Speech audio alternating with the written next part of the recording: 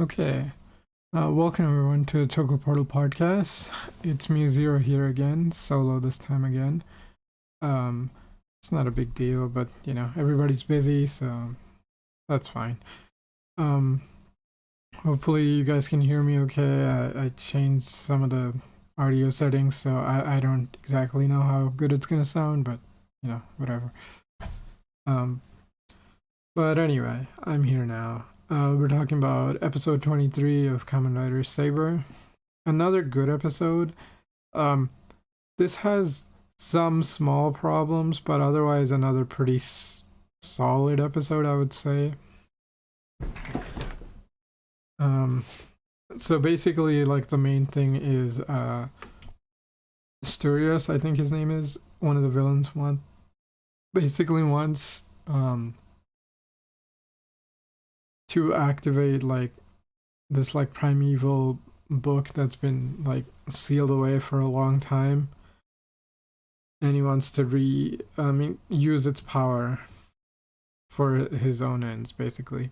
Um, and then on the other side, Saber and his team want to go talk to Master of Logos. Like I guess the sort of Logos's commander person, or whoever's like running the organization, to see what his deal is. And so those are like the two running plots in this episode.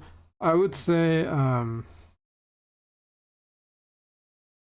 like there's a couple things where I'm like, oh, I wouldn't have, that's not the greatest acting, or like the directing is a little not great in parts, but otherwise, it's pretty solid. Like some of the things is like, again, like Daishinji, when they're like sneaking around, like like basically the like over exaggerated faces Daishinji makes, not great all the time.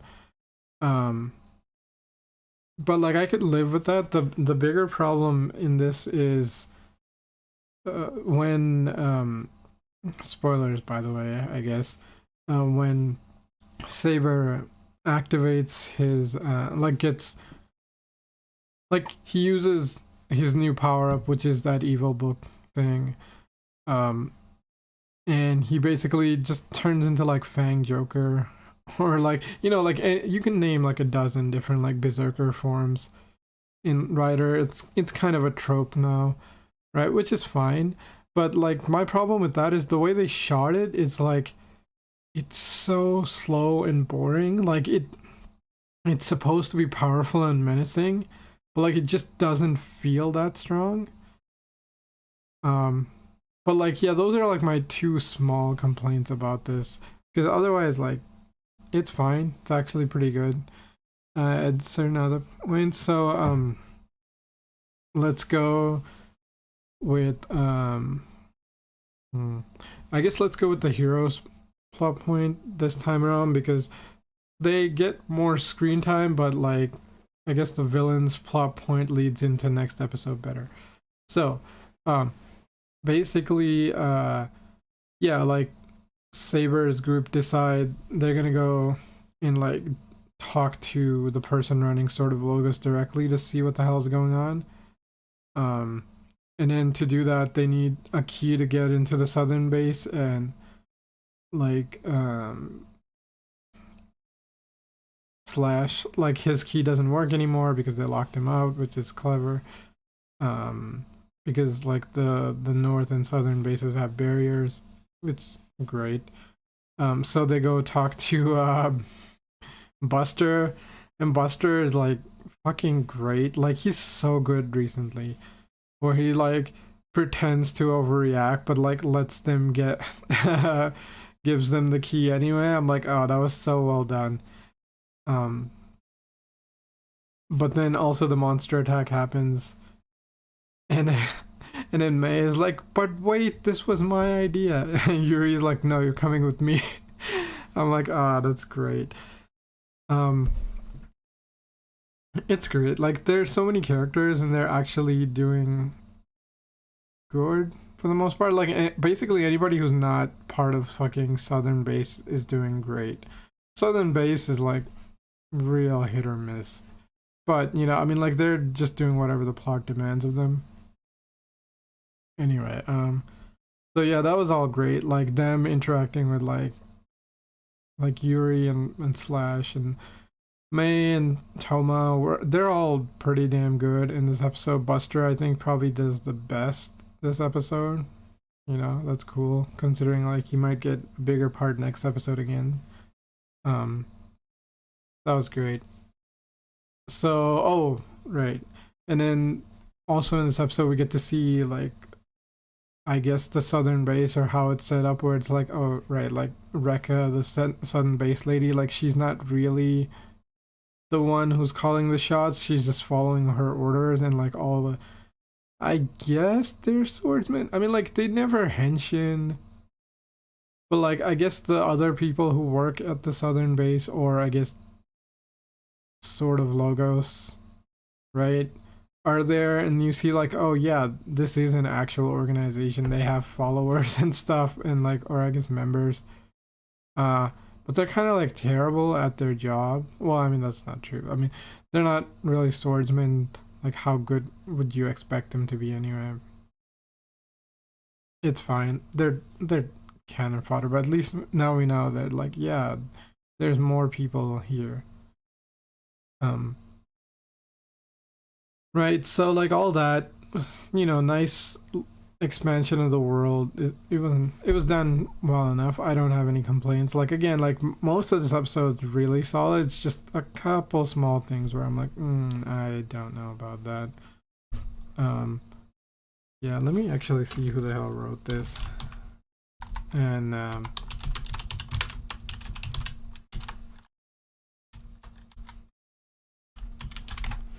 and directed this well. I mean, like, the writing was good. It's just it's just directing and like a little bit of the acting, I think, were some missteps. Let's see who the hell wrote this. 23.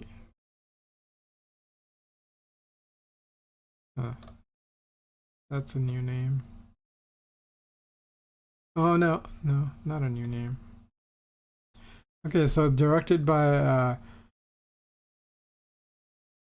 okay, Shiba Saki. Yeah, Shibasaki Takayuki, who directed the first and second episode of Saber, so no wonder he's little shaky. Considering the other directors have had way more time on Saber. Not, I mean, like, looking at his works, like, he's done a lot of writer and stuff, so it makes sense. Most number of episodes on O's, 10. 9 for Gaim, 9 for Zio, 8. Like, he's done a shit ton of writer stuff. Oh, no. Well, I mean, he's done more Sentai stuff. I guess that does make more sense. Where it's like, like the feeling of writer is not 100% there. It's not bad.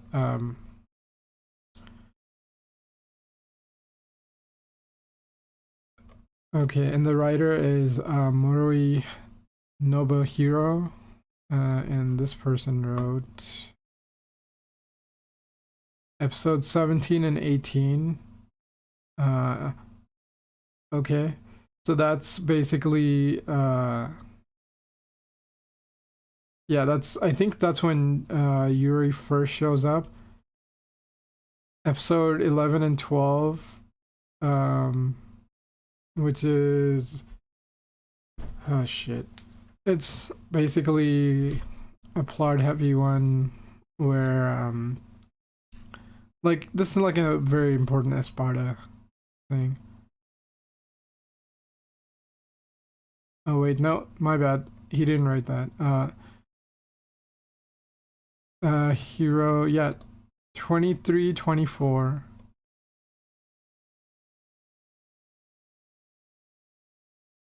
17 and 18, yeah. So that's the Yuri one. 9 and 10.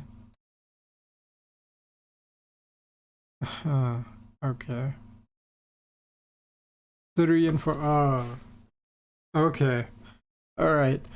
So I guess his thing is Buster and Yuri are kind of his characters, but definitely Buster, that's for sure.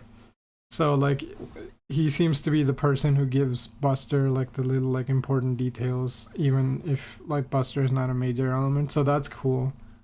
As again for this director, they've done Rider in the past. They haven't really done Saber since like the first episode, first 2 episodes. Which I'll be fair, were not great. They seem to be. They've done like a decent amount of Rider, but like they've had longer runs on Sentai, but like like 13 to like 11. It's not a big difference. But they seem to know what they're doing. It's just they haven't been on Saber for that long, so that's why I feel like they're a little not quite up to the level that the previous directors have been, that we've been getting in the last couple episodes, because they've at least done like 2-3 different two-parters, right? So they know the cast, they know how to shoot the show, Anyway, so like again, this episode's not bad. It's just not quite as good as the last couple in small moments, but otherwise not bad. Right, villains. So basically, find out. God damn it! I'm just gonna color code them because like their names are terrible. All right. So dude in all black, right? Like he's like, oh, I'm gonna go get this book, right? And then red and blue are basically acting up, and they're like, it's like blue's like, I don't really give a shit. I just want to fight the swordsman. And like he just wants to fight Blades, and red is like, oh yeah, I don't really care. I just want to fight Saber. And so I was like, oh, okay. So we're just having the dynamic of like, oh, this is the one I want to fight, that's the one I want to fight, and I'm just doing my own thing. It's like, well, at least they have a lane now. So at least they won't contradict each other or get in the way. So that's something. Also, like, I can actually tell who the fuck is who in monster form for once now, because of this episode where it's like, oh, right, red is the dude with the damn sword, and is always like, again, he's the one who goes out the most, and it's got like, I mean, the problem is like the dude in all black and the guy in black and red, their monster forms are pretty similar, where it's like red, black, and gold. I mean, red, white, and gold, right? And they both sort of look like that. It's just dude in red has like the sword, and his like face is a little more streamlined, and it's more white, and it's got like a little more horns, whereas the dude in all black's kind of got more of like a human looking face. Anyway, yeah, so again, who cares? I guess you could tell them apart before, but honestly, like, why do that? Especially considering when you have like a villain who looks a lot more distinct than these two, and like he barely shows up. So it's like, come on, man, you couldn't like splash for a little more color in your villains.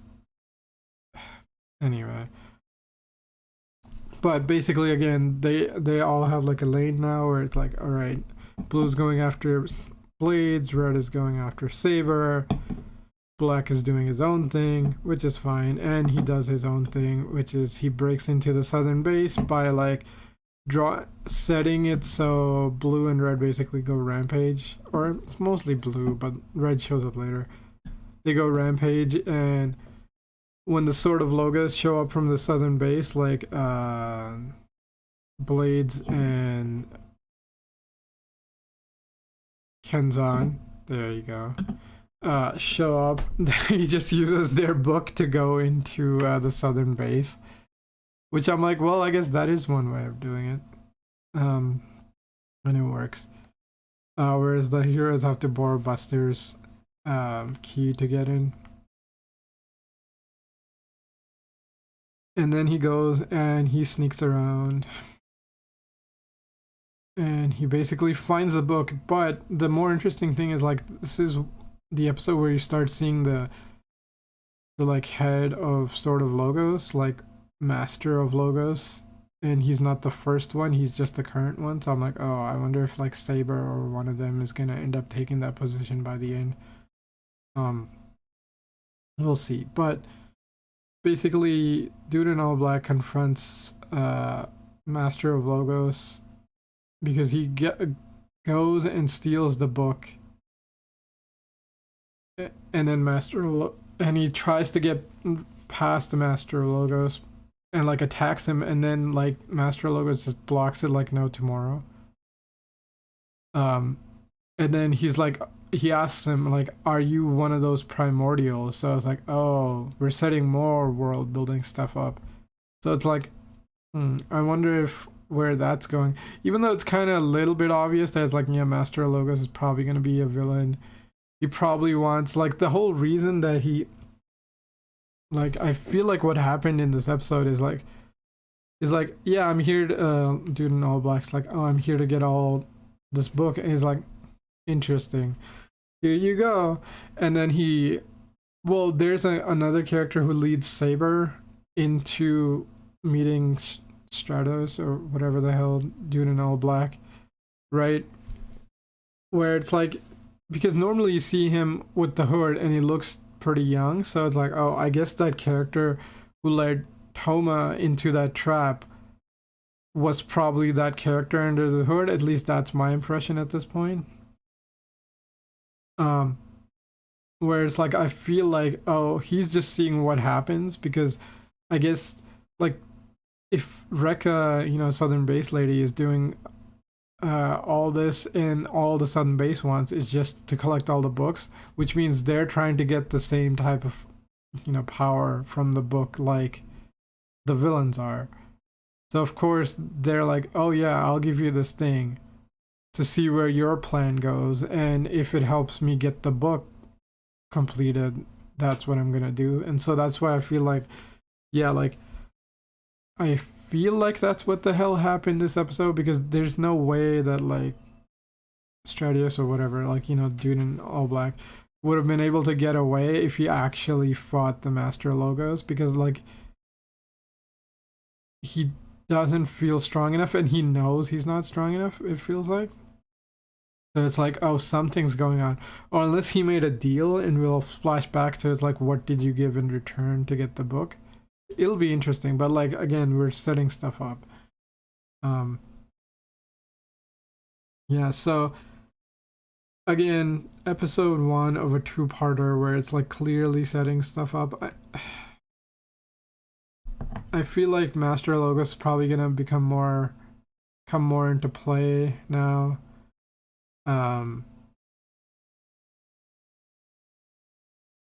Rentaro and Blades and Kenzan are still freaking idiots, even though they're trying real hard to take the sort of light, and he's having none of their shit. The villains are doing something, but like even they got outplayed, because yeah, they were tricking Saber into activating the thing, but like I guess they were not expecting it to be this time. Well, that's not true. I guess they didn't expect Saber to get it, because Saber reformats the book into something he can use, right? And it's like, that's interesting too. But I like, honestly, it's a decent episode, and it's all set up, and like we get a decent bit of lore, like world building and lore in this, so that's nice. Well, I guess not lore, but like world building. We're moving forward, that is nice. So like, again, I would say a solid episode, definitely worth a watch, because it's definitely setting stuff up that's gonna continue. Possibly a new character, possibly 2 new characters, depending on if that person who led Toma into a trap was Master of Logos, or if those are two different people. We'll see. Also, the interesting thing about the Primeval Dragon book, or I guess just Primeval, right, is like you have to use it and then you have to put your own book into it. So it's like, oh, it's not just a form by itself, it's like an upgrade form, which means like you could give it to other characters. Like I wonder if like maybe Blades or Kenzan would get it at one point. That would be interesting. I feel like this is the type of thing that like Blades, I mean, considering Blades already has like almost Saber levels of upgrades, it's kind of insane. Like Kenzan, at least it would make more sense. The funniest thing too is like, oh yeah, Blades is fighting the dude, like the villain who's like the wolf, blue wolf dude, and he has like his triple book form and he looks like super blue, and then he gets like his new powered up form and he looks less blue. I'm like, oh, that's funny. Where it's like, oh, now face me with at my full power with this upgrade, and it looks like his form looks less interesting. I was like, oh, that's kind of sad, but what are you gonna do? I mean, it's not his final form, so it's fine. It was just a funny little thing I noticed. Yeah, again, honestly, I think like the major thing that bugged me this episode was like how they shot Primeval Dragon. Like, because it should be like Fang Joker or like Agotea, or you know, like the purple O's form or something, where it's like, or